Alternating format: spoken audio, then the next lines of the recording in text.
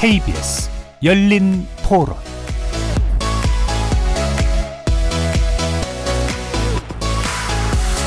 안녕하십니까. KBS 열린 토론 정준희입니다. 서민층이 많이 필요하잖아요. 거기를 확대를 해서 이렇게 잘해주면 좋지 않을까. 계약은 필요는 하겠으나 과연 어떻게 하는 게 정답일지가 제일 의문이긴 하죠. 눈 가리고 아웅인 것 같다의 생각이 커요. 사실은 더 내고 더 받아야 되는데 그럼 저희 나이 때가 더 내야 되는 거잖아요. 근데 막상 더 냈는데 30년 뒤에 저희 돈이 보장이 안 됐다라고 하면은 많이 서운하겠죠. 나라한테. 노후를 다 대비를 하는 건데 재정 건전성이 중요하니까 기금 고갈을 막기 위해서라도 조금씩이라도 더 내고, 받는 거에 대해서는 덜 받더라도 일단은 기금을 유지를 하는 게 중요한 게 아닌가. 국민연금이 재정의 한계가 있기 때문에 받는 시기를 좀 늦추는 게 필요한 거죠. 더 내고 늦게 받는 만큼 더 많이 받아야 돼서. 어쨌든 이제 상황이 좀 그렇지 못한 분들도 있을 것 같아요. 그래서 68세에 받을 수 있는 사람도 있고, 또 조기 노령연금이라고 해서 못 받게 되면 그보다 좀 준 금액을 받을 수 있는 제도가 같이 상세가 된다면 좀 낫지 않을까 싶어요. 거리에서 만나본 시민들의 목소리 어떻게 들으셨습니까? 윤석열 대통령이 제시한 국가 3대 개혁과제 중 하나가 바로 연금개혁인데요. 이미 국회에는 연금개혁 특위가 가동 중이고 정부도 속도감 있게 개혁을 추진하겠다는 입장입니다. 당장 나서고 있는 연금 고갈 우려에 대한 대책뿐 아니라 이에 밀접히 연관된 저출생 고령화 위기 대응의 일환이기도 하겠죠. 그동안의 수많은 개혁 시도는 왜 번번이 실패하고 자초했던 걸까요? 아니, 그 전에 대체 개혁이란 어떤 걸 바꾸고 새롭게 해야 하는 걸까요? 오늘 KBS 열린 토론은 이 오래된 질문에 대한 답을 찾아보려고 합니다. 신년 특별기획 오래된 질문 대답 없는 한국 사회 제3편 연금개혁은 왜 해묵은 과제가 되었나? 정부가 추진하는 연금개혁 성공을 위한 조건은 무엇인지, 미래 세대를 위한 바람직한 연금개혁의 방향에 대해서 고민해보는 시간 갖도록 하겠습니다. KBS 열린 토론 지금부터 시작합니다. 살아있습니다. 토론이 살아있습니다. 살아있는 토론, KBS 열린 토론. 토론은 라디오가 진짜입니다. 진짜 토론, KBS 열린 토론.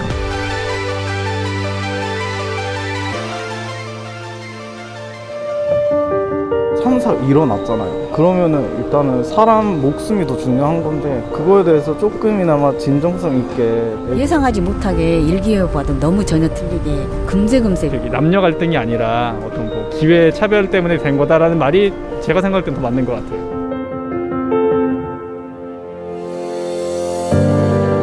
KBS 열린 토론 신년 특집 오래된 질문 대답 없는 한국 사회. 오늘 토론 함께해 주실 네 분의 전문가 소개해드리겠습니다. 오건호 내가 만드는 복지국가 정책위원장 나오셨습니다. 예, 안녕하세요. 유희원 국민연금연구원 연구위원 자리하셨습니다. 예, 안녕하세요. 윤성명 한국보건사회연구원 연구위원 나오셨습니다. 예, 안녕하세요. 주은선 경기대 사회복지학과 교수 자리해 주셨습니다. 안녕하세요. 자, 3대 개혁과제 중에 하나로 연금개혁이 꼽히고 있습니다. 물론 이 연금개혁은 오래된 또 과제이기도 하죠. 마침 국회에서도 이제 특위가 구성돼서 속도를 내고 있다고 하는데, 일단 이제 총론적인 관점에서 봤을 때 연금 개혁이 지금이라도 빨리 논의해서 뭔가를 시행하고 바꿔야 될 이유가 무엇이라고 보시는지 네 분의 말씀 간단히 먼저 좀 들어보겠습니다. 오건호 위원장님부터 주실까요? 예. 우리나라 공적연금에는 여러 개가 있죠. 국민연금, 기초연금, 공무원연금이 있는데, 아무래도 국민연금이 가장 뜨거운 쟁점입니다. 국민연금의 미래 재정이 무척 불안정하다라는 진단이 나온 거죠. 그런데 노무현 정부 때 국민연금 개혁을 하고 나서 2007년 하고 나서 지금 16년이 지나는 동안 아무 개혁이 없었거든요. 그 당시도 재정 불안정이 여전히 남아 있었는데 또 16년이 그냥 허송되어 세월로 흘렀기 때문에 이제는 더 이상 늦출 수 없다. 국민연금의 지속 가능성을 위한 개혁이 반드시 이제 이루어져야 된다. 이런 공감대가 많이 형성되고 있는 것 같습니다. 예, 아무래도 재정 불안정의 문제를 가장 중요하게 좀 짚어주셨습니다. 유희연 위원님도 말씀 주실까요? 예, 말씀하신 것처럼 우리나라가 이제 국민연금이 도입되고 1998년과 2007년에 이제 강도 높은 재정 안정화 개혁을 했는데 여전히 이제 수지 불균형 문제가 남아 있다는 진단하에 이런 추가적인 연금 개혁 필요성이 제기되고 있는 거고, 근데 이제 개인적으로는 이제 현재 직면한 이런 재정 문제에 대한 대응과 함께 그 적정 수준을 부담해서 적정 수준의 이 급여를 받을 수 있는 그 노후소득 보장 체계를 구축하기 위한 차원에서도 이런 지금의 연금 개혁 논의가 필요하다고 생각합니다. 예, 적정 수준의 노후에 어떤 받아야 될 돈과 그걸 위해 적정히 부담해야 될 부분은 어떻게 균형을 맞출 것이냐. 윤석명 위원님. 예, 저는 세 가지 측면에서 말씀드릴 수 있을 것 같습니다. 첫째는 국민연금 제도 측면에서 이 제도의 불균형이 굉장히 심하거든요. 우리가 OECD 회원국인데 우리 수준의 연금 급여를 지급하기 위해서는 보통 우리가 부담하는 9% 보험료한 2배 정도를 평균적으로 부담하고 있는데 우리는 25년 동안 보험료를 9%에서 1%포인트도 못 올린 그런 어떤 구조적인 문제가 있고요. 두 번째는 이제 최근 들어서 우리 초저출산, 학계 출산율이 0.81, 올해 작년에 0.7대로 떨어졌다 이런 얘기들이 있지 않습니까? 26만 명 태어난 세대가 70만 명, 100만 명 세대를 부양해야 되는 어떤 구조적인 인구 불균형 문제가 있고, 또 하나는 우리가 2007년 어려운 개혁은 했습니다. 그런데 그 이후에 이제 두 가지 측면에서 굉장히 악화가 됐는데, 제도 불균형, 인구 구조 측면에서 악화가 됐는데, 그동안 국민연금은 제대로 개혁을 못하면서 조세로 또 충당하는 기초연금은 대통령 선거 때마다 10만 원씩 올라오고 있거든요. 그런 측면에서 보면 어떤 전반적인 연금 제도에서의 어떤 부담이 가중된 측면, 또 이 제도를 지탱하기 위한 어떤 사회구조적인 측면이 굉장히 악화되다 보니까 이제는 더 이상 연금 개혁 논의를 미룰 수가 없는 상황이 된 것 같습니다. 예. 안 그래도 이제 부담률이 좀 낮은 상태인데 인구 구조가 이제 이 부분에 대한 가중된 어떤 문제를 야기하고 있고, 거기다 또 65세 노인 70%한테 지급하는 기초연금이 대통령 선거 때마다 10만 원씩 올라가다 보니까 전체적인 사회적 부담은 훨씬 많이 늘어난 거죠. 네, 알겠습니다. 이런 구조적 불균형에 관련된 문제도 지적해 주셨고요. 주은성 교수님. 국민연금 제도가 88년도에 들어와서 이제 지금까지 이르렀고, 또 이제 말씀하신 대로 기초연금도 도입이 됐는데, 그러니까 실제로 이제 노인들의 삶이 얼마나 나아졌는가라고 생각을 해보면 사실 물론 개선된 측면도 있지만 이렇게 빈곤율이라든지 그런 것들이 극적으로 떨어지지는 않았죠. 그래서 가장 많은 국민들한테 어떤 적정한 노후소득 보장을 해야 되는 이 제도가 제 역할을 아직 하고 있지 못하다라는 건 좀 심각하게 뜯어봐야 되는 문제다라는 생각이 들고, 일단 개혁을 우리가 얘기하는 이유는 일단 그 기본적인 기능이라는 측면에서 우리가 좀 들여다볼 필요가 있다는 생각이 들고요. 다른 이제 두 번째는 당연히 이제 재정 안정 문제인데, 이 재정 안정 문제라는 거를 마치 이제 시한폭탄으로 많이 묘사들을 하시는데, 저는 사실 그렇게 묘사를 하는 건 좀 과장이다라고 생각을 합니다. 왜냐하면은 900조 이상의 어떤 기금을 가진 국민연금 제도가, 그러니까 재정적인 어떤 균형을 달성해 나가야 되는 건 맞지만, 그러니까 그런 어떤 기금을 가진 제도로서 특징이 분명히 있다라고 생각을 하거든요. 그래서 사실 이제 공적연금 제도는 그러니까 기금 고갈 혹은 소진 이런 것들을 중요하게 지표로 생각하지 않아요. 다만 이제 수입과 지출의 장기적인 균형을 이제 추구해 나가는 작업을 우리가 해 나가야 되는 거고, 이제 이걸 장기간에 어떤 방향으로 어떻게 할 거냐라는 걸 분명히 얘기해야 되는 시점은 맞습니다.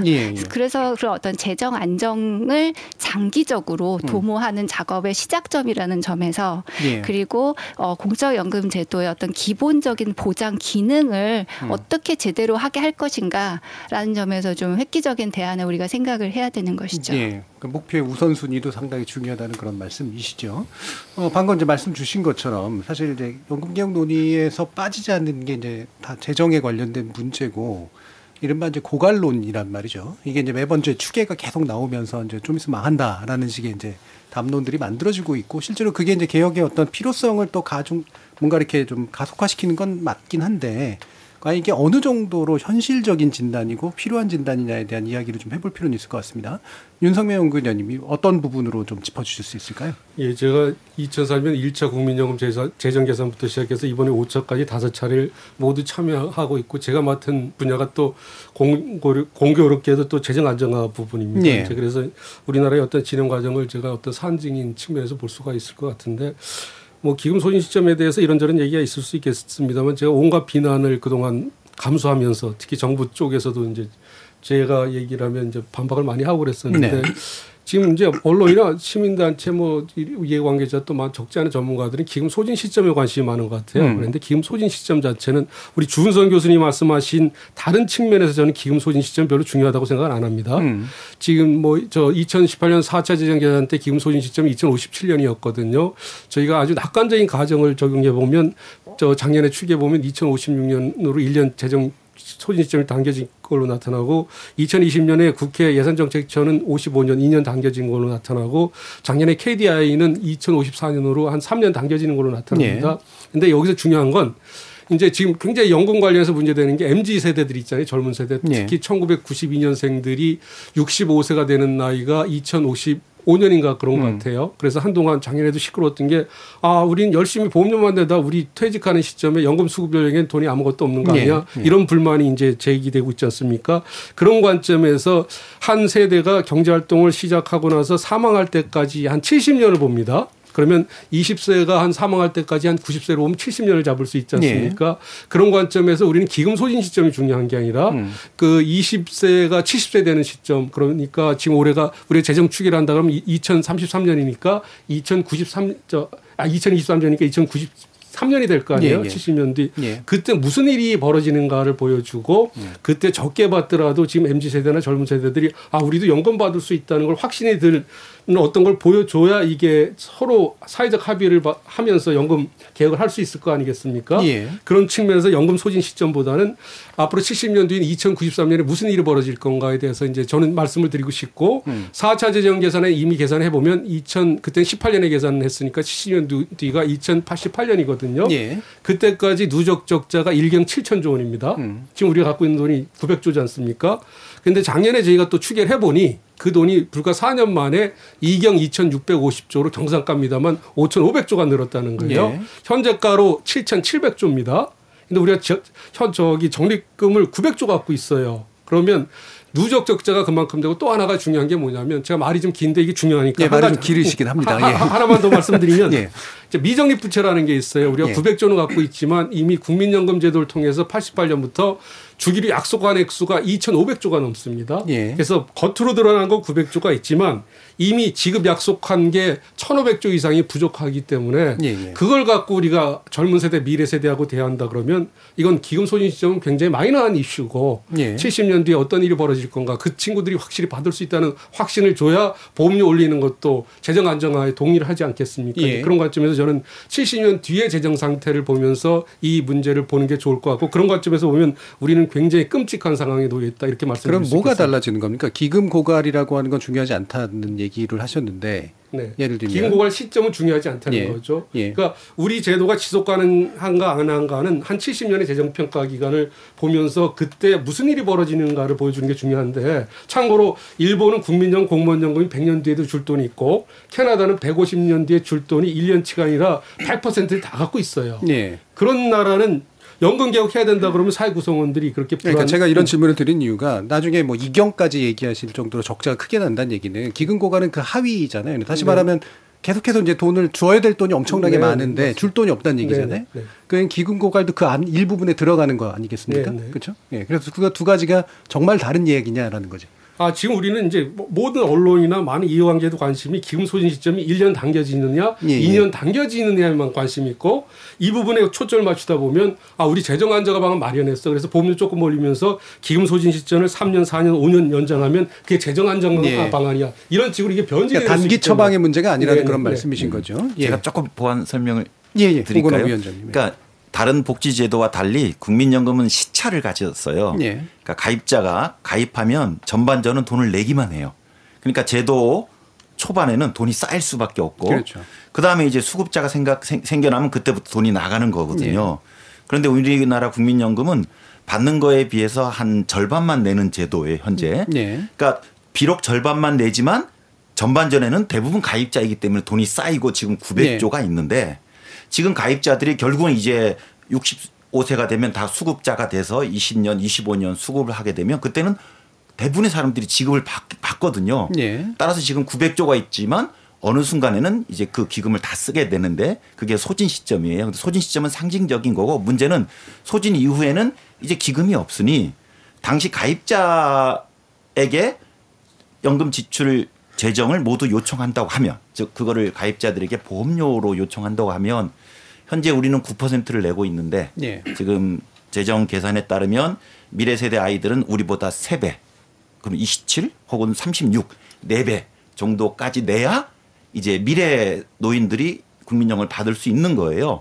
따라서 미래 세대들이 괜찮아요. 3배, 4배 저희가 내야죠라고 수긍해주면 문제는 없습니다. 예. 근데 이제 저희가 우려하는 건 과연 그 친구들이 그거를 수용할까? 이거를 공정한 제도로 받아들일까? 즉 핵심은 세대 간 형평성 문제가 확보되어 있지 않다라는 것. 예, 뭐 그게 그거는 핵심 문제라고 봐요. 사실 뭐 두 분 설명 속에서 뭐 충분히 다 알고 있는 얘기인 것 같아요. 그러니까 예를 들면 특히나 젊은 세대들 같은 경우엔 구체적인 수치가 2경이냐 1경이냐 이건 잘 몰라도 실제로 내가 지금 내는 돈을 나중에 내가 받을 수 있느냐 또는 받으려면 더 많은 돈을 내야 되는 거 아니냐라고 하는 그런 인식들은 아까도 이제 청취자들 얘기 속에서 나왔으니까요.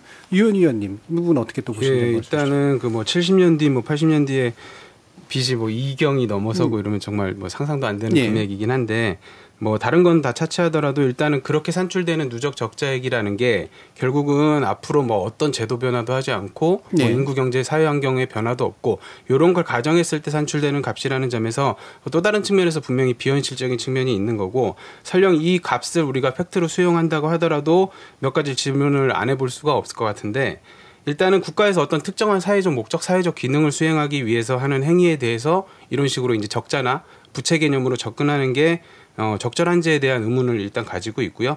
만약에 우리가 그 노인과 마찬가지로 근로 능력이 없는 아동과 관련된 어떤 국가의 정책 행위에 대해서 이런 식으로 부채 개념을 적용하게 되면은 그것도 또 막대한 빚이 쌓여 있는 거겠죠. 이런 식 뭐 복지제도뿐만이 아니라 뭐 각종 노동 정책, 뭐 교육 정책에 대해서도 이런 식으로 접근하면 아마 그냥 뭐 지금도 한 수십 경의 빚이 쌓여 있어서 우리 사회는 유지하기 어려운 사회처럼 보일 수 있을 것 같은데 그래서 이런 식으로 접근하는 데 대해서 일단 기본적으로 회의감이 있고 이런 걸 이런 걸 차치하더라도 일단은 그 부채가 2경이 넘는다 뭐 이렇게 접근해 버리면 우리가 사실 감이 잘 안 잡히잖아요. 그래서 이거를 조금 다른 식으로도 표현해 볼 수 있을 것 같은데요. 그러니까 좀 덜 공포스러운 방식으로도 얼마든지 표현해 볼 수 있는데 일단 부채가 뭐 2경이든 얼마든 간에 그게 연간 GDP 대비 지출로 표현하면 결국 기금이 소진되는 2057년에는 한 6.9% 정도 되고요. 그다음에 2060년에는 7.5%, 2088년에는 한 9.4% 정도 됩니다.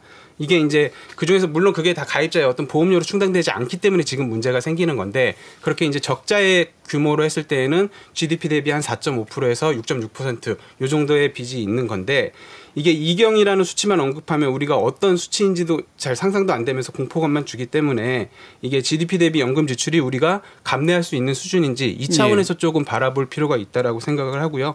그렇게 되면 이제 뭐 다들 아시겠지만 지금 유럽이나 OECD 국가들이 이미 현재 상태에도 GDP 대비 한 10%, 12% 이상을 쓰고 있거든요.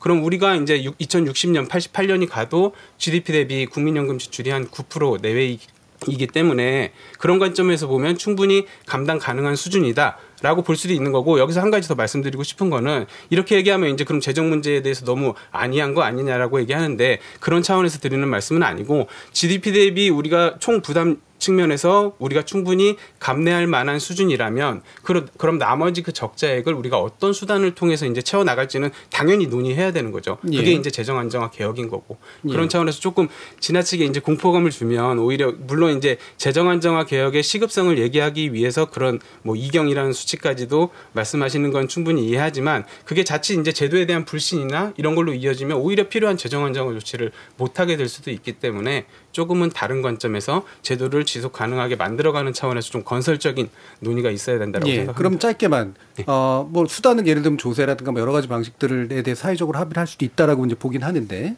예를 들면은 그게 GDP 대비 몇 %가 감등 가능하다는 어떤 기준으로 판단하나요? 일단은 뭐 적정성이든 재정 안정성이든 우리가 어떤 절대적인 기준이 있지는 않아요. 결국은 다른 국가와 비교했을 때 우리가 그 정도의 지출을 할 수 있느냐. 예를 들어서 우리가 유럽 국가 수준의 노인의 삶을 지향한다면 우리도 유럽 국가 수준의 GDP 대비 10에서 12% 정도는 노인을 위해서 지출을 할 수 있다라는 거고 그런 측면에서 이제 적정한지 여부를 판단할 수 있을 것 같고 그다음에 아까 말씀하신 그런 부가 방식 비용률이 지금 추계상으로는 말씀하신 대로 뭐 2060년 이후가 되면 30%까지 가까이 이제 오르게 되죠. 근데 이제 한 가지 여기서 또 봐야 될 부분은 뭐냐면 이때 이 부가 방식 비용률을 산정할 때 이 분모가 되는 숫자가 이제 부가 대상 소득이거든요. 예. 그게 GDP의 한 30%밖에 안 되잖아요, 사실. 예. 그러니까 우리나라 전체 생산량의 한 30%에 대해서 즉 국민연금 가입자의 소득에만 보험료를 부과하게 되면 지금 제도를 그대로 유지하고 지금의 이런 비관적인 인구 전망이 그대로 간다라고 했을 때 30% 정도의 보험료를 부담하게 된다라는 얘기인 거거든요.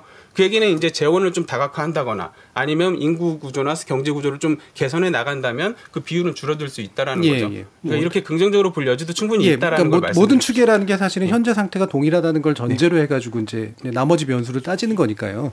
조금 중요하게 조금만 첨언하겠습니다. 그러니까 수치가 이제 저희 추계한 자료가 있어요. 그러니까 최근에 제가 국회 입법조사처에 제출한 추계 자료에 따르면 그게 이제 매경에서도 일면 탑으로 났는데 2070년에 되면 GDP 대비 국민연금이 10%가 넘어가고요.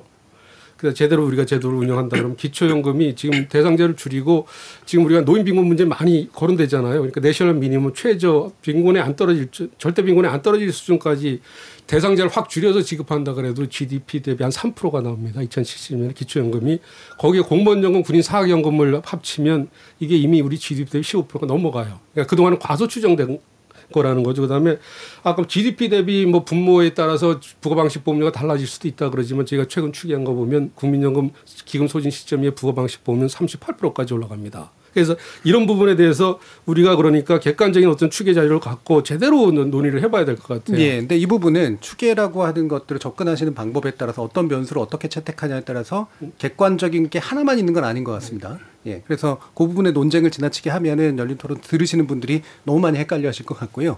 기본 취지 위주로 좀 가보도록 하죠. 아까 기금에 관련된 표현을 별로 기금에 관련된 논의에서 이런 방식은 부적절하다는 얘기를 해주셨으니까 주윤선 교수님 말씀까지 한번 들어보죠.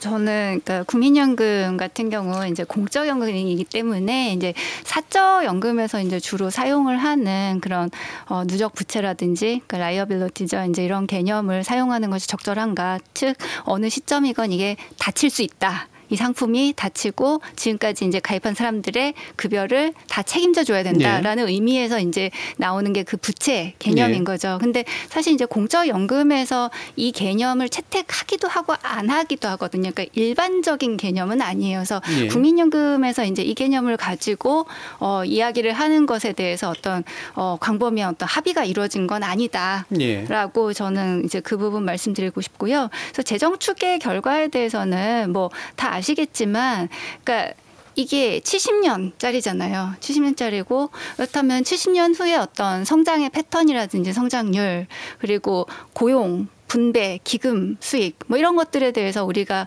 얼마만큼 잘 예측할 수 있는가. 사실 그러니까 뭐 그렇다고 해서 재정 추계 믿지 말자 그런 얘기가 아니라 그러니까 수많은 이제 가정치가 들어간 그리고 이제 그렇게 해서 나온 거라는 거죠. 그래서 이게 70년짜리를 적용했을 때는 그러니까 이게 굉장히 이제 그러니까 숫자 하나에 굉장히 민감해질 수 있다라는 거고 그래서 방향과 대략의 어떤 수준을 보여주는 걸로 좀 유보적인 걸로 받아들여질 필요가 있다라는 뭐 이제 그런 생각이 들고요.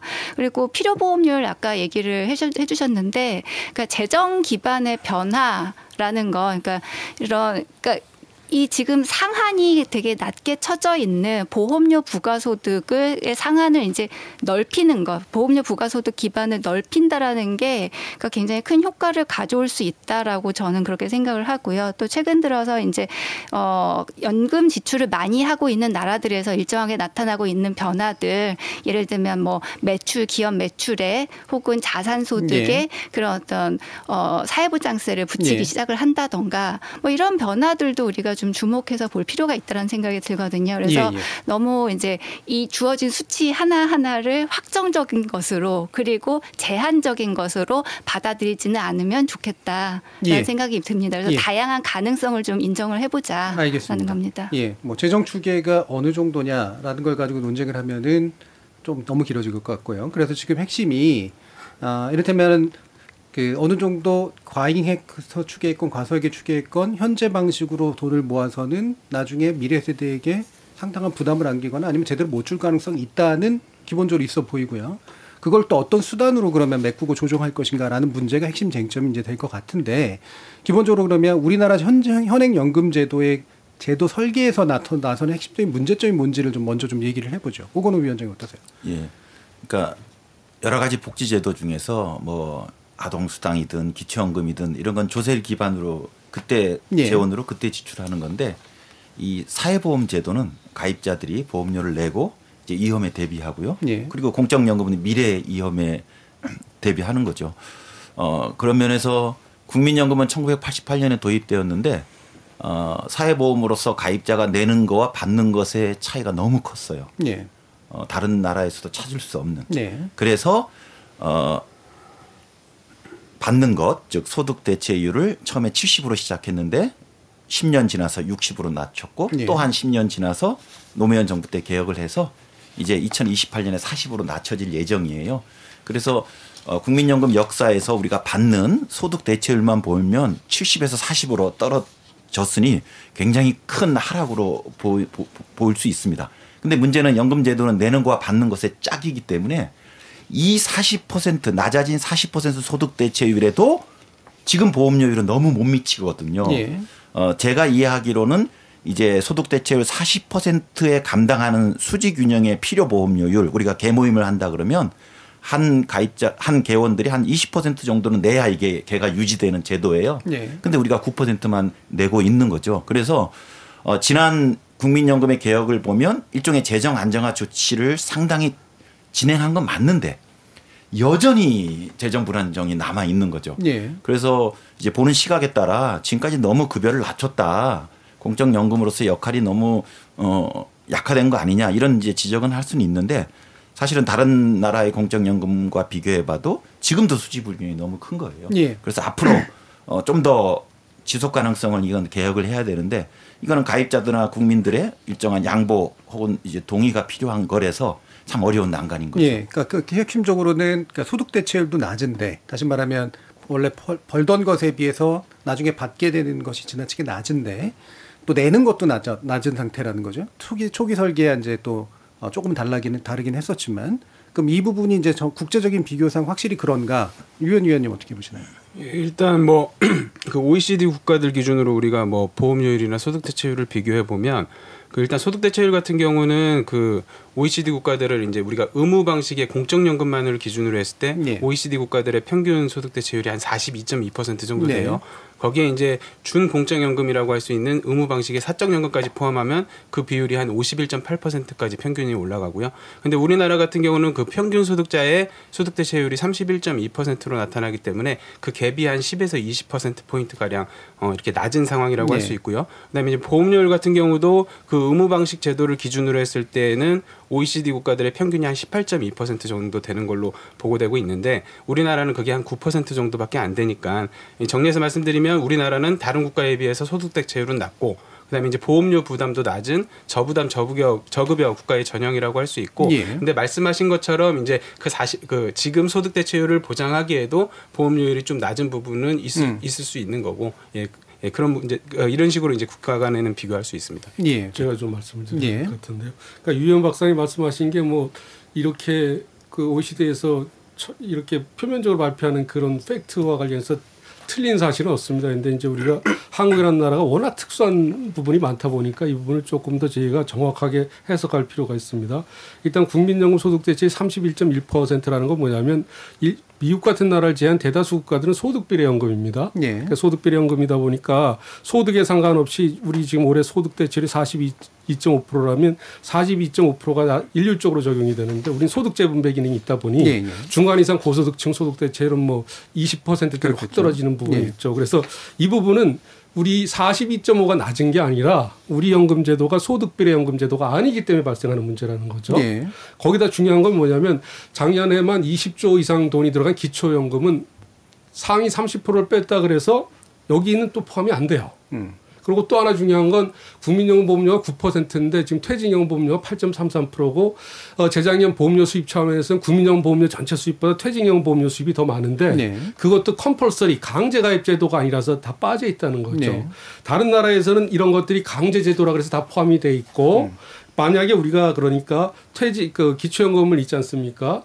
그 굉장히 선택적으로 해서 제대로 해서 저 중간이야 한테 이렇게 주는 게 이게 포함이 된다 그러면 모든 계층의 소득 대체는 이거보다 더 올라갈 수 있다는 거죠. 이게 예. 한국적 특수상에서 강제가 아니고 뭐 여러 가지 요인 또 소득 비례가 아니고 이래서 발생하는 문제가 굉장히 아주 치명적임에도 불구하고 이 얘기는 안 하고 단순히 겉으로 드러난 OECD 비교만 얘기를 하다 보니까 실제로 돈을 엄청나게 쓰면서도 우리는 굉장히 소득 대체율이 낮은 국가로 이제 자리매김이 된다는 겁니다. 예, 뭐 반론 있으신가요? 좀 말씀드리면 일단은 그 OECD에서 비교 자료로 이제 제시하는 게 우리 각 제도마다 이제 특징이 다르니까 국가마다 예. 뭐 그렇게 말씀하실 수도 있는데 어쨌든 OECD에서 이렇게 국가 간 비교를 하는 목적은 한 사회에서 평균적인 삶을 살고 있는 사람들이 네네. 노인이 되었을 때 연금으로부터 얼마의 대체율을 받을 수 있는지를 비교한 겁니다. 예. 그렇게 비교했을 때 우리나라는 31.2%로 다른 국가들보다 낮다라는 거고 예. 그거 자체를 틀렸다고 할 수도 없고 그다음에 이제 기초연금 미포함되는 부분을 말씀하셨는데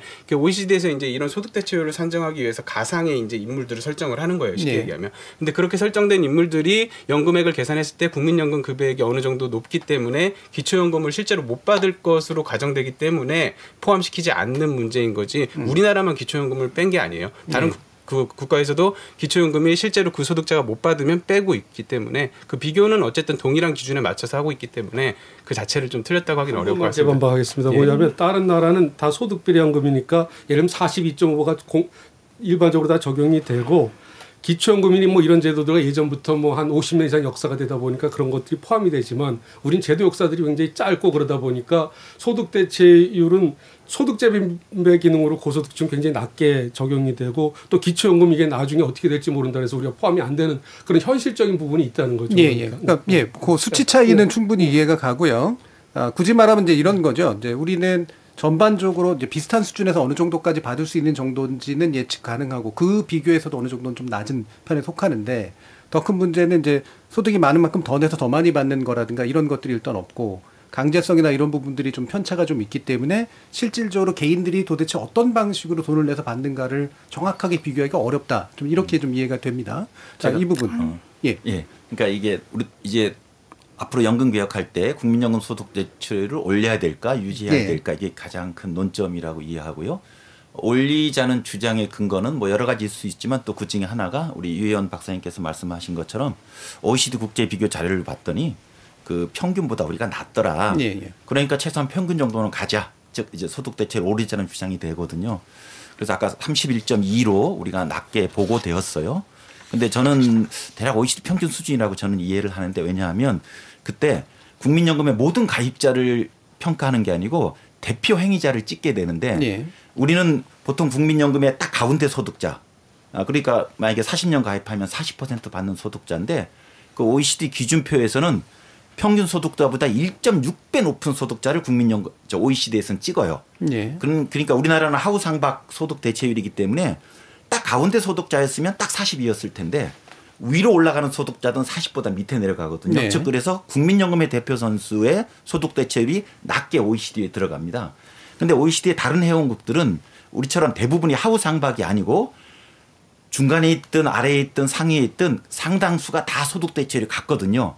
그러니까 지금 계속해서 설명된 부분이잖아요. 그래서 이게 대표 행위자를 어디에 찍냐에 따라서 한국의 국민연금 소득 대체율이 국제 비교에서 굉장히 과소평가되는 측면이 있기 때문에 이것도 감안해서 우리가 연금 개혁 논의를 할 때 해야 된다는 그런 취지입니다. 아주 짧게만 하나 말씀드릴게요. 그러니까 지금 OECD에서 국가 간 비교를 하는 건 우리만 국민연금 가입자 대표를 비교 대상으로 삼아서는 안 되고 우리나라의 대표적인 평균 임금을 가지고 있는 사람들을 똑같이 비교를 한 거기 때문에 그랬을 때 낫다라는 거를 저는 말씀을 드렸던 거고 당연히 국민연금 그건 연금 지금 국민연금 가입자 평균 소득이 한 260만 원 되는데 그게 우리나라를 대표하는 평균 소득자는 아니잖아요.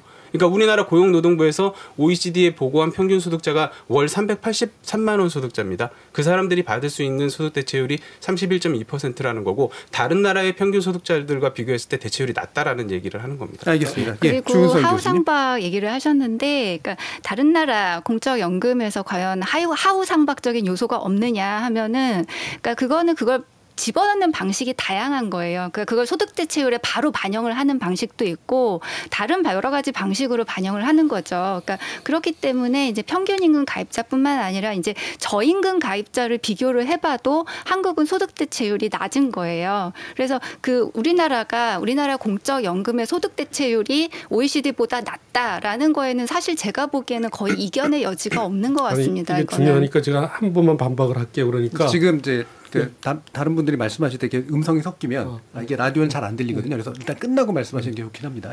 짧게만 해주십시오. 그러니까 이제 소득비례 연금이 이렇게 우리 소득 대체율이 뭐 31.2다 뭐 이 부분은 제가 자꾸 말씀드린 건 뭐냐면 이게 진정 문제라면 국민연금의 급여 산식을 100% 소득비례 연금으로 바꾸면 아까 오건호 박사님도 말씀하셨지만 모든 소득계층에 대해서 42.5가 적용이 된다는 겁니다. 예. 그러니까 그러면 이게 문제라 그러면 그렇게 바꾸면 된다는 거죠. 예. 그리고 아까 주은선 교수님 말씀하신 저소득층에는 뭐가 이런 게 포함이 안 된다는 게 있는데 우리야말로 그러니까 지금 한쪽에서는 소득재분배 기능이 있어서 하우 상박이 되면서 또 기초연금 엄청난 액수 들어가는 것도 여기 포함이 안 된다는 거거든요. 예. 그러니까 소득 하위 계층은 기초연금이 포함이 안 되고 소득 상위 계층은 그 국민연금 보험료가 거의 유사한 수준의 더 많은 보험료를 걷는 퇴직연금이 포함이 안 되다 보니 우리나라는 예를 들면 약간 과장하자면 지금 현재도 절반 정도는 소득이 높은 계층이나 낮은 계층이 카운팅 안 되는 부분이 있다는 거예요. 제가 말씀드리고 싶습니다.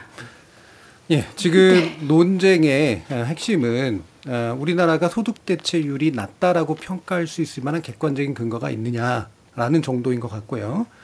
이거를 제도를 비례용으로 바꾸면 실제로 정확히 개개인별로 어느 정도 받는지를 알 수가 있는 건데 그거를 모르는 이유는 계산 방식의 잘못의 문제라기보다는 제도 구성의 잘못이다. 지금 일단 이런 얘기를 하신 겁니다. 제도 구성의 잘못이 아니라요. 그러니까 국민연금은 이제 이게 사회 연대적인 목적을 가진 사회보장 제도이기 때문에 재분배적인 요소와 소득 비례적인 요소를 같이 포함을 시켜 놓은 거고, 그러니까 그렇기 때문에 이제 이런 결과가 발생을 하는 거죠. 그리고 이거는 국민연금에서 굉장히 본질적인 부분이기 때문에, 그러니까 이거를 단순히 소득 비례적인 요소를 강화하면 혹은 이거 완전히 소득 비례 연금으로 만들면 모든 게 투명해진다라고 얘기를 하는 거는 이거는 공적 연금으로서 국민연금 제도의 성격을 완전히 바꿔내자라는 얘기가 될 수도 있는 거거든요. 뭐 가치관의 차이가 물론 들어가 있긴 합니다만 사실은 그게 구성이 잘못됐다라는 건 계산 방식에서 이게 훨씬 단순한 계산이 그게 가능하다 이렇게 얘기를 하신 것 같고요. 실제로 그러면 사회연대적인 측면들을 또 소득재분배 기능을 빼야 되느냐 아니냐의 문제는 별개의 논쟁인 것 같습니다. 자, 일단 그렇고요. 일부 시간이 좀 많이 지나가지고 이 부분 좀 얘기해봤으면 좋겠는데요. 모든 나라들의 역사적 경험상 우리는 이제 연금 경험이 좀 짧은 나라에 해당하니까요. 좀 긴 나라들은 그럼 이 문제를 어떤 식으로 언제쯤 이제 뭔가 문제를 발견하고 어떤 식으로 해결해 나갔는가 이 부분에 대한 이야기를 좀 해보면 좋을 것 같은데요. 일단 오건호 위원장님 어떠십니까? 다른 나라들이 20세기 중반에 굉장히 성숙된 연금 제도를 가졌어요. 노동 인력이 많고 또 은퇴자들의 수급 기간이 그렇게 길지 않았기 때문에 굉장히 순조롭게 연금 제도가 운영이 됐는데 이제 20세기 지나서 21세기 들어오면서 바로 고령합니다. 그래서 제도가 그대로 있더라도 수급 기간이 길어지고 또 내는 자가 줄어드니까 불가피하게 재정 불안정이 생기거든요. 그리고 지난 한 30년 이상 서구의 연금 개혁을 과정을 보면 저도 좀 놀라울 정도예요. 그러니까 이 연금이 지속 가능하기 위해서 현 세대가 무엇을 해야 되는지. 그래서 일부 나라에서는 보험료율을 올리고요. 근데 보험료율을 올리는 나라들이 많지는 않았어요. 왜냐하면 그전에 이미 17, 18까지 올렸기 때문에. 그래서 주로 연금을 받는 연령, 수급 개시 연령을 뒤로 늦춘다든지 혹은 보통은 은퇴자들이 은퇴하면 자신의 연금액은 딱 정해지거든요. 이후에 뭐 물가 연동해서 좀 받는 건데 수급자의 연금액도 점진적으로 하향하는 이제 그런 제도를 도입해요. 그래서 제가 알기로는 거의 대부분의 나라들이 굉장히 장기 70년, 80년에도 지금과 동일한 지속 가능성을 갖춘 것으로 인증을 자체 국가 보고서들이 냅니다. 그런 면에서 물론 이제 홍역은 치루었죠. 수급자들인지 가입자들의 이 반발도 있었지만 결과적으로 보면 대부분이 지속 가능한 연금 체제를 갖추어 놓았다고 저는 평가하고 있습니다. 주은선 교수님.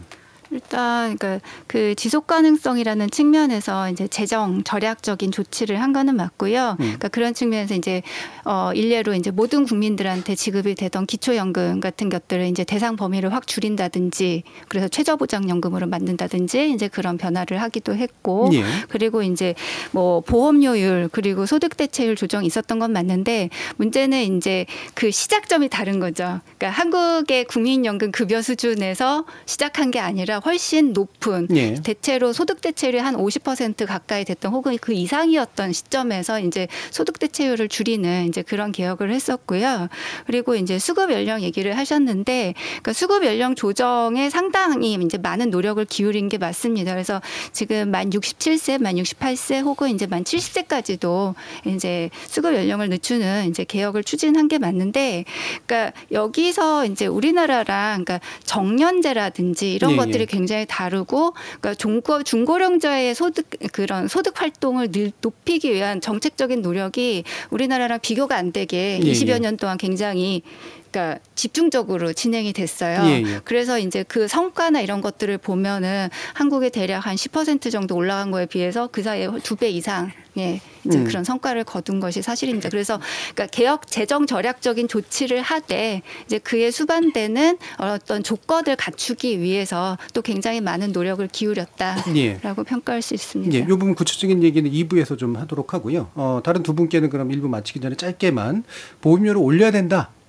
올리려면 어느 정도까지 올려야 되느냐 이 부분에 대한 의견을 간단하게 일단 좀 먼저 좀 또 물어보겠습니다. 윤석명 위원님 어떠세요? 제가 저 국회에 제출한 추계 자료에 따르면 그 MZ세대 불안 안 느끼게 하려면 예. 보험료를 내년에 당장 한 번에 다 올린다 그래도 22.33%를 21.33%를 예. 올려야 되고, 그걸 한 10년에 걸쳐서 올려야 된다면 그러면 한 23%까지 올려야 되는데 우리가 25년 동안 1%포인트도 못 올렸는데 그게 가능하겠습니까? 예. 그래서 현실적으로 제가 제안하는 건 일단 급한 불을 끄기 위해서 10년 동안 보험료 15%로 한 6%포인트는 올리자. 예, 현재보다. 그래야 수습이 가능하다. 뭐 예. 그런 입장을 갖고 있습니다. 네, 위원님.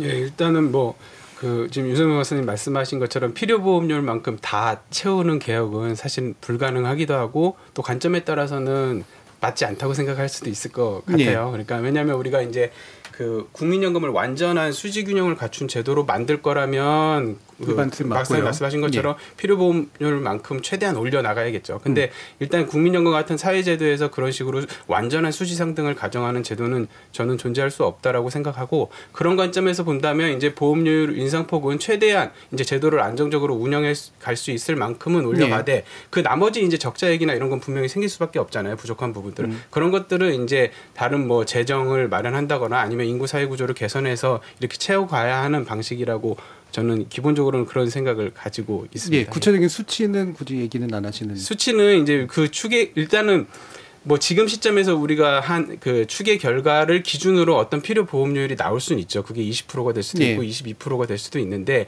제가 이제 전제하는 것은 기본적으로 어떤 인구 사회적 전망이 지금보다는 개선될 여지도 있다. 정책적 노력을 통해서 뭐 그렇게 본다면 그 추계가 얼마든지 바뀔 수 있기 때문에 뭐 구체적인 수치를 제시하기는 어려운데, 저 개인적으로는 뭐 지금 당장은 말씀하신 뭐 1, 2%, 2, 3%의 뭐 상승은 좀 감수할 만한, 국민들도 좀 어느 정도는 감수해 줄 수 있을 만한 수준이라고 생각을 하고, 예전에 경사노위에서 뭐 그 정도 비율을 우리가 얘기했었으니까 그 정도만 얘기할 뿐이고, 나머지는 이제 좀 장기적으로 우리가 인구사회 구조를 보면서 좀 채워가야 될 부분이라고 생각을 합니다. 알겠습니다.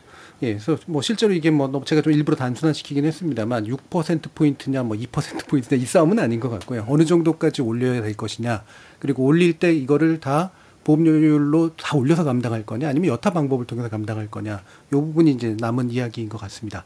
1부는 일단 이 정도에서 마치고요. 이어지는 2부에서 구체적으로 어떤 부분들을 좀 더 들여다봐야 될지 논의해 보도록 하겠습니다. 여러분은 KBS 열린 토론과 함께하고 계십니다. 토론이 세상을 바꿀 수는 없습니다. 하지만 토론 없이 바꿀 수 있는 세상은 어디에도 없습니다.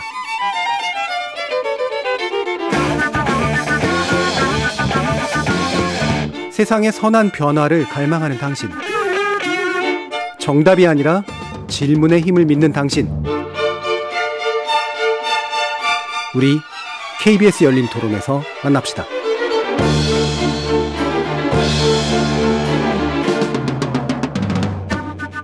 KBS 열린 토론 신년 특별기획 오래된 질문 대답 없는 한국사회 제3편 연금개혁은 왜 해묵은 과제가 되었나. 유희원 국민연금연구원 연구위원, 윤성명 한국보건사연구원 연구위원, 주은선 경기대 사회복지학과 교수, 오건호 내가 만드는 복지국가 정식위원장 이렇게 네 분의 전문가와 함께하고 있습니다. 자, 앞에서 이제 서구에 대한 이야기를 좀 일부 나눴었는데요. 이게 또 좀 워낙 조건도 다르고 역사적 경험도 다르고 제도도 많이 달라서 단순 비교는 좀 어렵겠습니다만 그래도 최근 사례 중에 하나이기 때문에 프랑스 이야기를 좀 해보려고 하는데요. 이게 이제 또 많이 정치인들이 또 얘기하잖아요. 마크론 대통령이 이렇게 했고 뭐 이렇게 반대했는데 이걸 뚫고 나갔고 뭐 이런 얘기들을 하는데 과연 이제 어떤 평가가 좀 필요한지 유현 연구위원님 어떻게 보세요? 예, 일단 그 이번 마크롱 정부에서 추진하는 그 연금 개혁의 핵심은 예. 그 현재 62세로 돼 있는 법정 최저 연령을 뭐 2030년까지 연간 3개월씩 해서 뭐 64세까지 올리는 예. 이 부분이 좀 핵심으로 보이고요. 이외에도 물론 뭐 만행연금 수급 요건을 뭐 올린다거나 뭐 또 개혁의 수용성을 확보하기 위한 차원에서 뭐 이제 장기 고용 이력 가지신 분들은 그 수급 연령 인상 조치에서 좀 예외 조항을 둔다거나 그다음에 이제 최저연금의 급여 수준을 올린다거나 이런 뭐 여타의 부수 조치들도 있긴 한데 어쨌든 연금 개혁과 관련해서 갈등이 발생하는 핵심 지점은 예. 이제 수급 연령 상향 조치로 보이는데요. 사실 이제 그동안 프랑스 연금 제도에서 이제 핵심 문제로 주로 언급되어 왔던 게 이제 55세에서 64세까지의 그 고령 노동자들의 고용률이 낮다는 문제였습니다. 네네. 그 얘기는 결국 이제 고령의 노동자분들이 이제 일을 하기보다는 이 관대한 연금 제도에 좀 의존해서 삶을 살다 보니까 이런 재정적인 문제가 제기됐고 그런 부분들을 이제 개혁해야 된다라는 필요성이 있어서 2010년에도 이제 수급 연령을 한번 올린 적이 있었고 예. 그리고 이번 정부에서도 이제 그걸 다시 64세까지 올린다고 하는 건데 이게 이제 갈등이 되는 부분은 이제 아무래도 수급 연령을 올리다 보면 이제 기존에는 내가 연금 받으면서 이제 편안한 노후를 보내셨던 분들이 더 오래 일을 해야 되고 예. 또 총 생애에 있어서 받게 되는 그 총 연금액도 줄어들게 되기 때문에 아무래도 저항이 생기는 부분이 있는 것 같고 저도 이제 이거 관련해서 좀 기사를 찾아봤더니 이제 노조 입장에서는 그 고령 노동자의 이런 노동시장 환경이 개선되지 않는 상황에서 이렇게 수급 연령을 올려서는 이제 그 좀 60대 이제 고령 노동자들을 좀 소외시키는 결과를 초래할 수 있어서 저항한다라고 얘기를 하고 있기도 하더라고요. 예. 그런 지점이 이제 갈등 지점이라고 생각합니다. 결국에 이제 수급 개시 연령을 이제 더 늦추는 방식으로 일단 문제 해결을 하려고 하는 거고 거기에 대해서 이제 원래 받고자 했던 사람이 이제 더 늦게 받으면 어떡하냐. 그다음에 이들을 노동하게 만드는 거 아니냐.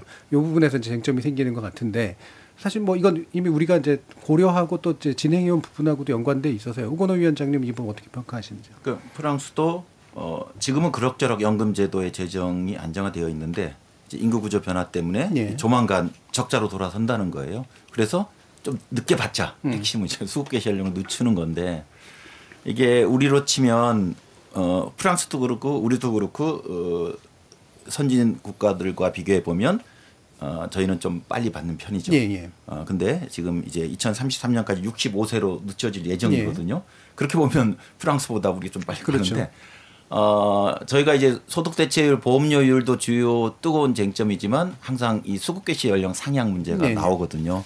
그거 올리면 지금도 일찍 은퇴하는데 노동시장에서 나온 시점과 연금을 받는 시점의 그 공백 기간이 더 길어지니까 사실 수급 개시 연령 상향이 사실 적절치 않을 수 있어요. 노소득 보장이나 측면에서는.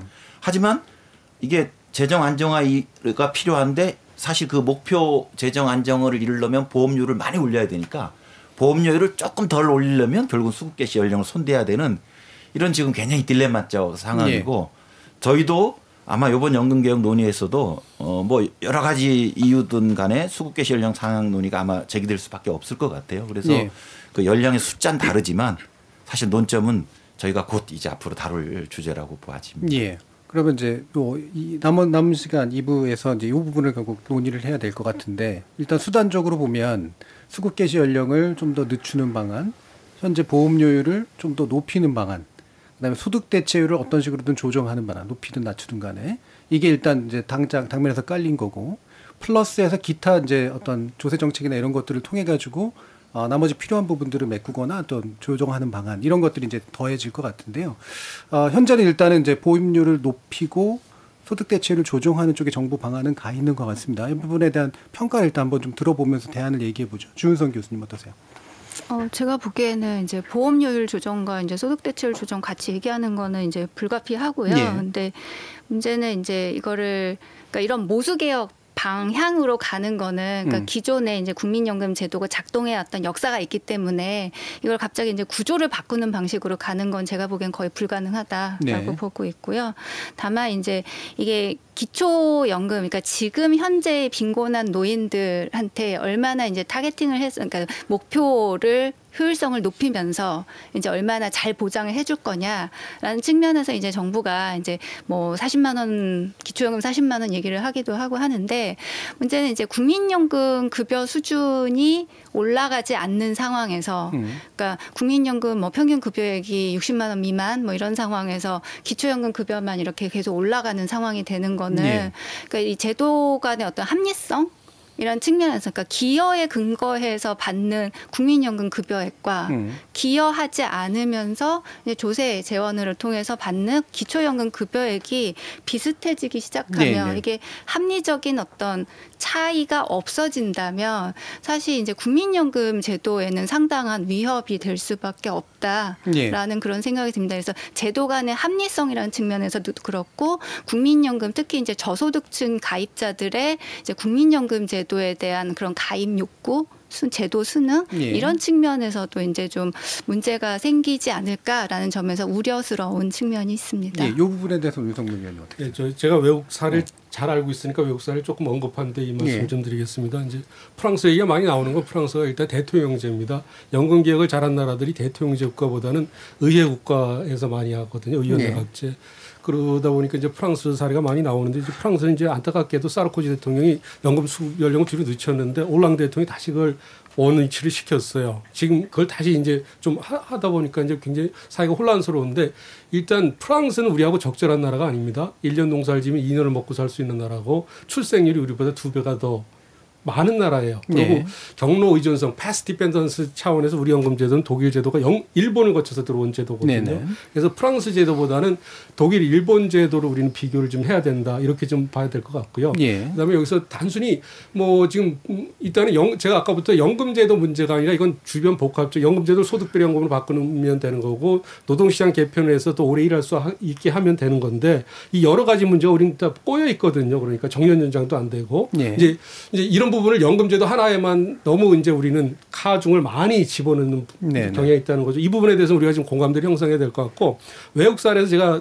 강조하고 싶은 건 뭐냐면 많은 분들이 부가방식 연금제도에 대해서 지금 혼돈을 하고 있어요. 부가방식이라는 건 뭐냐면 당해년도 연금 지출을 당해년도 보험료나 세금을 걷어서 충당한다고만 알고 있는데 외국의 부가방식 주요 선진국들 우리가 배운 나라들은 뭐냐면 아까 제가 국민연금 그 잠재부채 이미 빚진 게 1,500조 정도 된다 그랬잖아요. 그건 어떻게 하겠어요. 정부가 책임진다는 조건으로 매년 2023년이면 그게 연금을 많이 주든 적게 주든 당해년도 연금 운영 원가는 당해년도 그 세대들이 다 책임지는 걸로 바꿨다는 겁니다.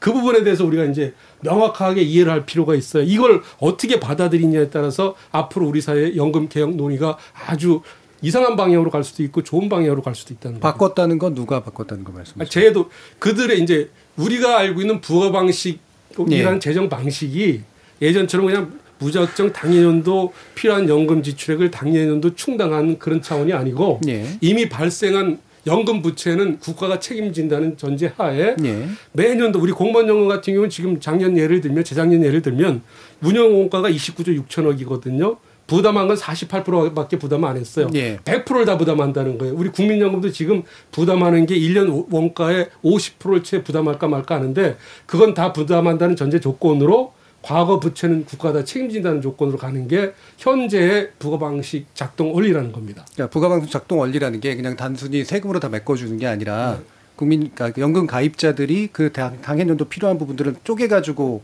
그건 국가 책임이든 개인 책임이든 그 더 이상 2023년도에는 연금 부채가 발생 안 하게 그게 국민연금이든 공무원연금이든 그렇게 하는 게 일본 방식이고 독일 방식이고 스웨덴 방식인데 우린 단순히 그냥 당해년도 연금 지출 당해년도 나중에 가서 세금 걷어서 주면 돼 보험료 걷어서 주면 돼 이런 식으로 부가 방식을 이해하고 있다는 겁니다. 그 얘기는 갑자기 약간 좀 튀어나온 얘기긴 해서요. 필요한 얘기긴 합니다만. 그러면 이 부분에 대한 견해도 한번 좀 여쭤보죠. 그러니까 결국은 조세로 그냥 단순히 메꿔주면 된다라는 식으로 안이하게 생각할 문제가 아니다라는 그런 말씀이신데 혹시 유현 위원님 어떠신가요? 예, 안이하게 조세로 다 메꾸면 된다. 당연히 이렇게 생각하는 전문가는 노후소득 보장을 중시하는 사람들도 당연히 없을 거고, 예. 이제 다만 이제 계속해서 말씀드리는 부분이 과연 2060년, 70년, 80년이 됐을 때 우리나라의 공적연금 지출 수준을 우리가 과연 감당할 수 있는지부터 일단 따져보고, 그래서 감당할 수 있다면 그때부터 이제 세부적인 개혁 방안을 짜 나가야겠죠. 근데 지금은 마치 그때 되면은 그 정도의 지출을 우리가 감당할 수 없을 것처럼 이렇게 너무 이제 공포감을 주군 상태에서 개혁 방안을 짜려고 하니 사실은 누가 거기에 동의해서, 그러니까 내일 당장 없어져도 이상하지 않을 제도처럼 얘기하면서 그러니 돈을 더 내라 하면 저 같아도 받아들이기 어려울 것 같거든요. 그러니까 제가 말씀드리는 부분은, 그러니까 총 부담 여력이 우리가 감당할 수 있는 수준인지를 먼저 진단을 해야 된다라는 부분을 계속해서 말씀드리는 거고, 그 다음에 그 프랑스 사례를 이제 물론 이제 제도 특성이 너무 달라서 적절치 않은 부분이 있기는 한데, 저는 이제 프랑스 사례를 보면서 사실 프랑스가 지금 유럽에서도 손꼽히는 관대한 연금을 제공하는 국가잖아요. 근데 이런 국가에서 우리보다 사실 우리는 65세까지 수급 연령 올리기로 돼 있는데 고작 해야 64세고, 사실 이렇게 관대한 연금을 조금 축소하는 데에서도 이렇게 정치적 반발이 심하게 나타나는데, 우리나라는 우리가 너무 재정안정화 개혁을 쉽게 생각하고 있지 않나라는, 오히려 그런 점에서 좀 시사점이 있을 수 있다고 생각합니다. 예, 알겠습니다. 소득 대체 부분에 대해서 좀 더 얘기를 해보도록 하죠. 이 특집 기획이 오래된 질문에 대해서 우리가 왜 답을 못해 라는 거였는데, 저는 사실 조금 이제 제가 비판으로 얘기하면, 지금 유혜원 박사님이 생각하시는 그러한 조건이 이 오래된 질문들을 계속 방치해 왔다고 생각이 들어요. 미래 무척 불확실하죠. 불확실함에도 불구하고 국민연금은 여러 경제 성장률이나 이런 변수들을 다 알아맞히는 게 아니고요.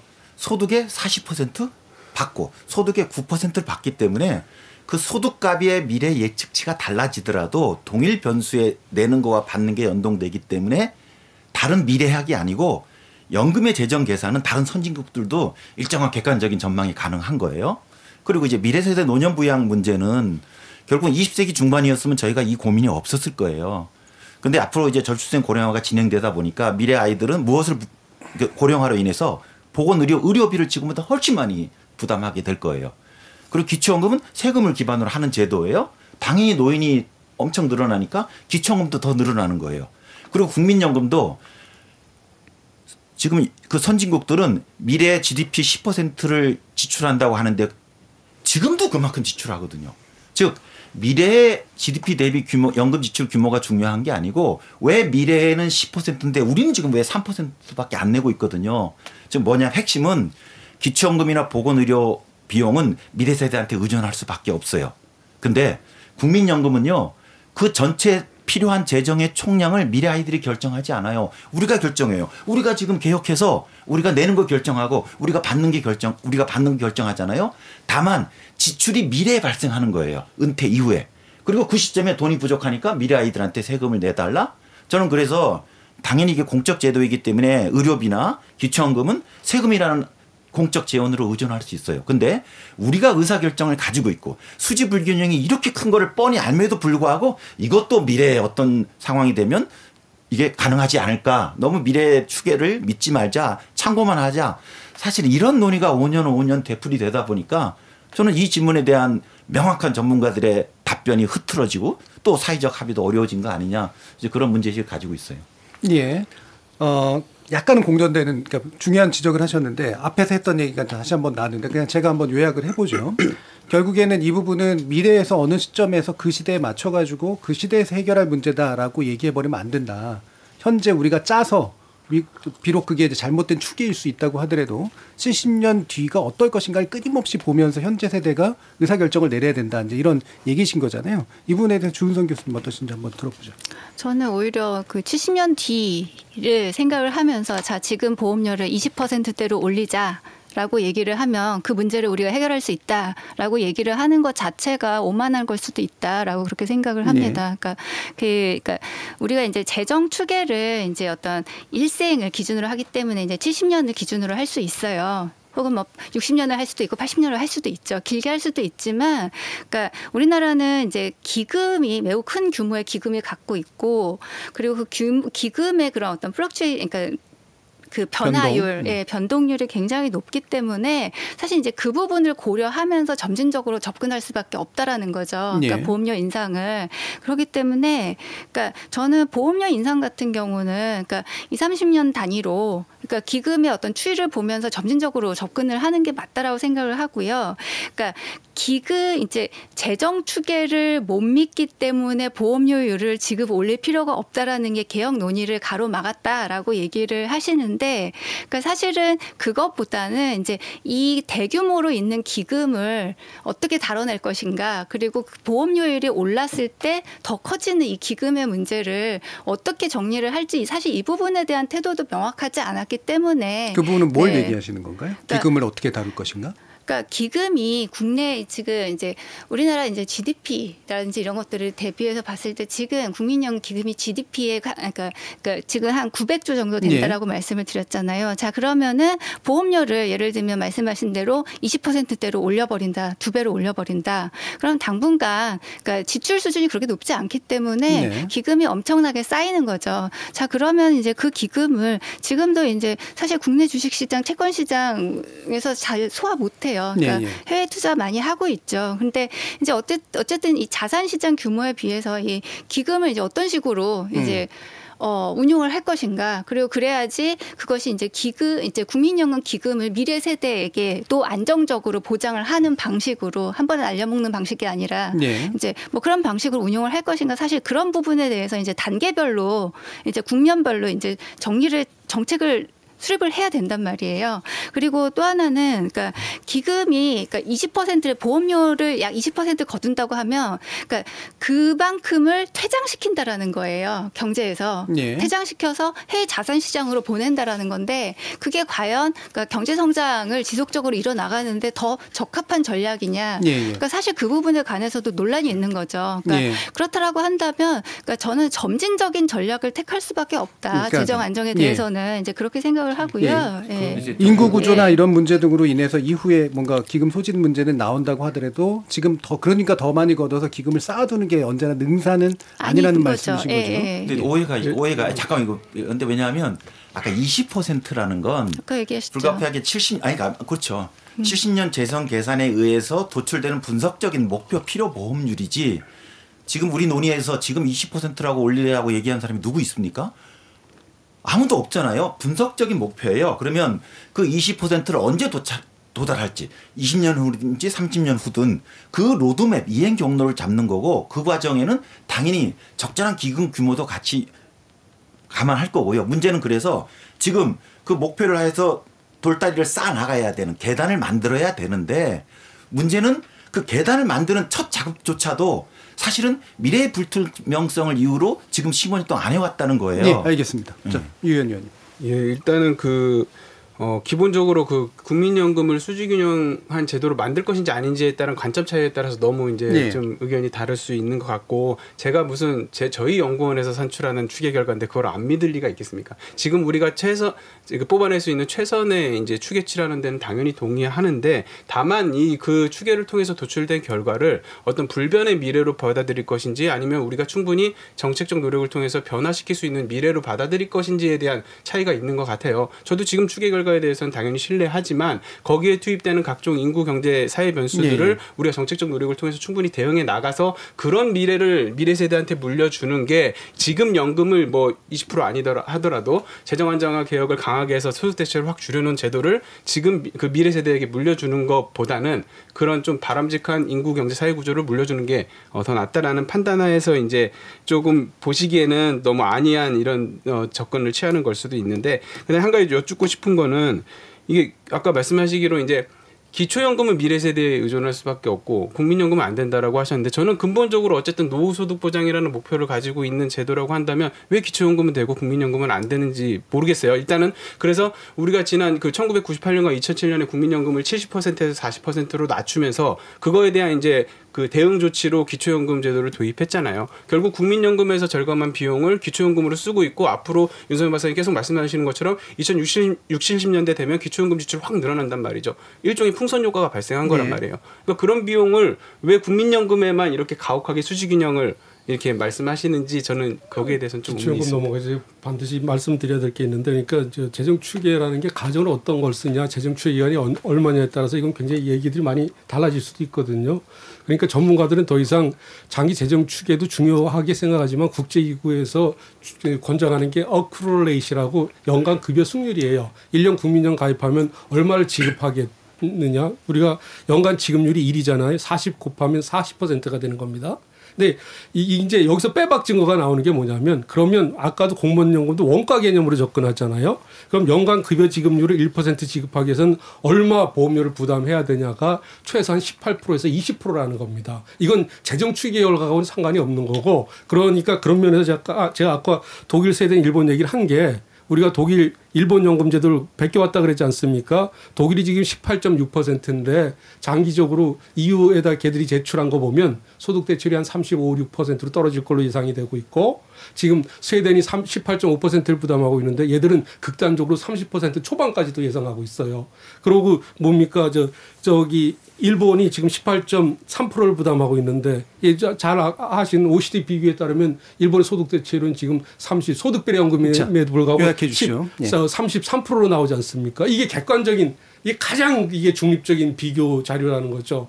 이걸 갖고 얘기를 하면 되지, 재정 추계가 가정이었더니 이거 갖고는 굉장히 혼란스럽고, 아까 제가 말한 갑자기 부가방식 보험료를 꺼낸 건 뭐냐면, 이미 발생한 1,500조 부채는 정부가 책임지겠다. 그러니까 매년도 여기에 상응하는 부담을 하면서 더 이상 미래세대 부담 안 넘겨준다는 게 우리가 연금 배워온 나라들이 지금 연금제도 운영하는 현황이라는 겁니다. 예. 네. 이게 워낙 추계에 관련된 논의가 출발점이다 보니까 계속 추계 문제로 돌아가는 그런 경향이 좀 있긴 한데요. 중요하긴 합니다. 근데 지금 원래 더 논의했어야 될 내용들이, 이를테면 소득 대체를 실제로 우리가 어느 정도까지 높여야 되느냐, 그리고 노후 보장 어느 정도까지 해야 되느냐, 어떤 수단으로 해야 되느냐, 이것도 되게 중요한 정책 목표인데, 그 부분에 대한 얘기가 이제 약간 묻힌 감이 없진 않은데요. 마지막으로 좀 네 분이 짧긴 합니다만 1분 이내로 좀 얘기를 해주시면서, 현재 연금 개혁 논의가 이런 정책적 우선순위를 어떤 식으로 믹스해가지고 진행을 하는 것이 좀 필요하다라고 보시는지, 그러면서 세대 간 어떤 갈등에 의한 저항을 줄일 수 있는 방안이 뭐라고 생각하시는지, 제가 너무 많은 요구를 드렸습니다. 이 부분에 대한 마지막 이야기를 좀 들어보도록 하죠. 먼저 주은성 교수님 말씀 주실까요?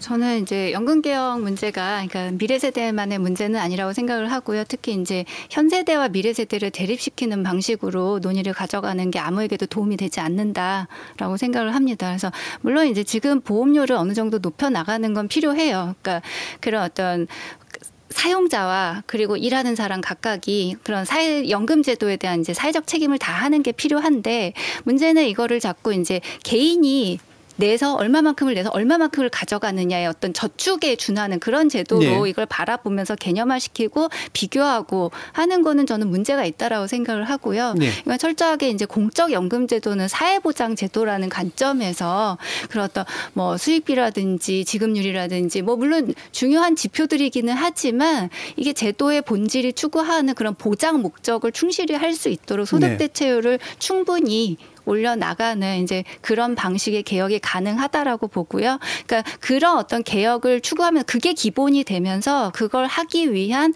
재정 확충 방안을 점진적으로 계속 모색해 나가는 것. 물론 이제 보험료 인상이 기본이 되겠지만 뭐 이제 수급 연령 조정이라든지, 그리고 이제 보험료율뿐만 아니라 이제 다양한 이제 사회보장세를 도입을 하는 문제. 아까 말씀드렸던 것처럼 이제 뭐 장기적으로는 이제 뭐 자산소득이라든지 이런 것들에도 이제 그런 사회보장세를 붙이는 문제, 이런 것들도 좀 열어놓고 고민을 할 필요가 있다라고 생각을 합니다. 윤석명 의원님. 예, 그러니까 지금 우리가 전통적으로 알고 있는 게 공적연금, 국민연금, 사회부양제도라 이렇게 있잖아요. 세대 간 부양이라 이렇게 알고 있지 않습니까? 그런데 그건 그 올드 스토리고, 작년 2021년에 IMF가 유럽 국가들 연금제도 평가하면서 쓴 내용은 뭐냐면, 유럽 국가들 제가 언급한 나라들은 그 보험이 아닌 개인 저축 개념으로 전환하고 있다는 겁니다. 여기서 이제 우리가 굉장히 어려운 상황에서 연금 개혁할 때 젊은 세대의 동의를 얻을 수 있는 건 뭐냐면, 조금 적게 받을지라도 당신들이 사망할 때까지 우리는 확실히 연금을 지급할 수 있다. 이런 확신을 심어준다 그러면 젊은 세대도 여러 가지 논란은 있겠지만 동의를 할 거라고 생각합니다. 그렇게 하기 위해서는 저희가 우리 연금제도가 얼마나 지금 어려운 상황에 처해 있는지를 제대로 밝혀주면서 고통스럽더라도 우리 같이 고통을 분담하자, 이런 쪽으로 접근해야 될 것 같습니다. 예, 두 분의 이제 견해가 꽤 다른 갈림길에 있네요. 우건혜 위원장님. 예, 연금개혁의 목표는 항상 두 개예요. 보장성과 지속 가능성인데 네. 우리나라 핵심 제도는 국민연금인데 이제 소득 대체율을 더 올리자는 이야기가 있는데 지금 40% 예정의 소득 대체율도 우리가 보험료로 감당하지 못하는데 또 소득 대체를 올린다는 건 물론 보장성은 강화되지만 사실 현실적이지 않고 또 현 세대 입장에서는 좀 책임 있는 제안은 아니라고 생각합니다. 그래서 소득 대체율은 이제 40%로 갈 예정인데 40%로 가고요. 그러면 부족한 노후 소득 보장은 어떻게 할 것이냐. 네. 너무 국민연금에다가 모든 걸 걸지 말자. 국민연금은 최선을 다하고 있는데도 이 정도예요. 지금 법정연금으로 기초연금이 있고 퇴직연금이 있습니다. 그래서 기초연금, 국민연금, 퇴직연금 세 다층 연금 체계로 각 소득 분위별로 적절한 목표 금액을 잡고 보장성의 전체 로드맵을 짜는 게 지금 네. 과제이고요. 지속 가능성은 결국은 미래에 기초연금도 돈이 많이 들고 의료비도 많이 들고 국민연금도 많이 드는데 우리가 지금 미래 기초연금 재원을 미리 의료비 건강보험료를 낼 수는 없잖아요. 그건 미래 세대에 의존합시다. 하지만 그게 커질 것 같아요. 네. 하지만 국민연금에 부족한 것은 우리 의사결정이기 때문에 저는 이게 미래와의 공존이다. 기초연금 보건의료비는 부탁을 하더라도 지금 부족한 국민연금의 부족한 보험료만큼은 우리가 단계적인 계획을 짜서 책임을 이행하자. 예. 그리고 이걸 세대 공존이라는 이런 가치로 가입자 그리고 청년들과 같이 대화를 하자 이렇게 생각합니다. 예, 유혜정 위원님. 예, 말씀하신 대로 공적연금 제도에서 이제 추구하는 목표가 적정성과 재정 안정성인데 좀 더 구체적으로 말씀드리면 적정성은 이제 제도 본연의 목적이자 가치인 거고 재정 안정성은 이제 수단이나 부차적 목적이라고 할 수 있습니다. 그래서 연금개혁 논의 과정에서 저는 가장 1순위에는 항상 적정성, 노후소득 보장 목표가 있어야 한다라고 생각하고 그런 점에서 이제 좀 제도 설계를 우리가 고민해 보자면 뭐 여러 가지 기준선 목표치 적정성과 관련해서 여러 가지 목표를 설정할 수 있을 텐데 뭐 우리가 4차 재정 계산 때도 했던 방식과 유사하게 좀 차용을 하면 이제 국민 여러분들이 이제 노인이 되었을 때 필요한 최소 생활비 같은 개념들이 있어요. 그게 이제 저희 연구원에서 조사한 바에 따르면 이제 1인 가구 기준으로 한 124만 원 정도 되는데 이게 이제 중위소득 50%인 그 상대적 빈곤선 수준 정도 됩니다. 그러니까 그 정도는 최소한 우리가 공적 이전 소득을 통해서 모든 노인이 지급받을 수 있게 하겠다라는 목표를 먼저 세우고 거기에 맞는 이제 국민연금의 역할과 기초연금의 역할을 부여하고 그리고 그걸 우리가 부담할 수 있는 재정 안정화 방안을 모색해 나가는 순서로 이 전체 연금개혁 논의의 틀이 좀 짜여져야 된다라고 생각하고 예, 여기까지만 일단 말씀드리겠습니다. 알겠습니다. 자, 일단이라고 하시면 여기서 마무리가 됩니다. 예. 그래서 정책적 우선순위를 비교적 명백하게 순서를 잡아서 얘기해 주셨습니다. 자, 오늘 좀 어려운 논의이긴 했습니다만 중요한 논의였던 것 같은데요. 오늘 열린 토론은 이것으로 모두 정리하겠습니다. 오늘 함께해 주신 윤성명 한국보건사회연구원 연구위원, 주은선 경기대 사회복지학과 교수, 오건호 내가 만드는 복지국가 정책위원장, 그리고 유희원 국민연금연구원 연구위원 네 분 모두 수고하셨습니다. 감사합니다. 예, 수고하셨습니다.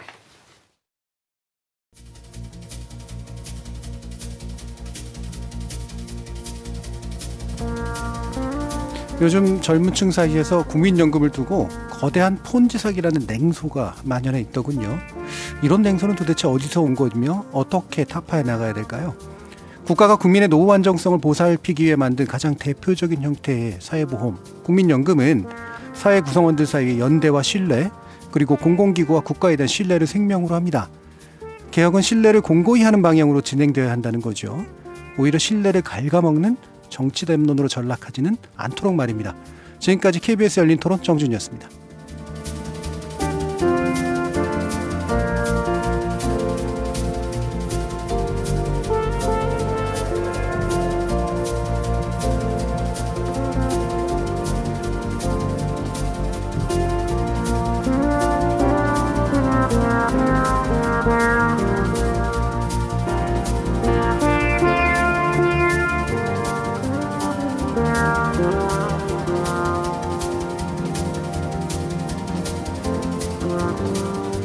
Yeah.